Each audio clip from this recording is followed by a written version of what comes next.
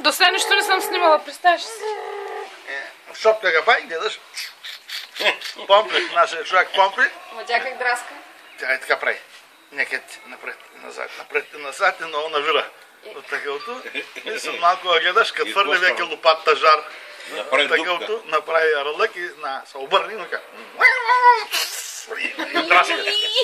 Дере. И фърля. Такъвто фърля. На прозореца. Избяга и там, иди 2-3 метра па. Лази, легни. Лижи га.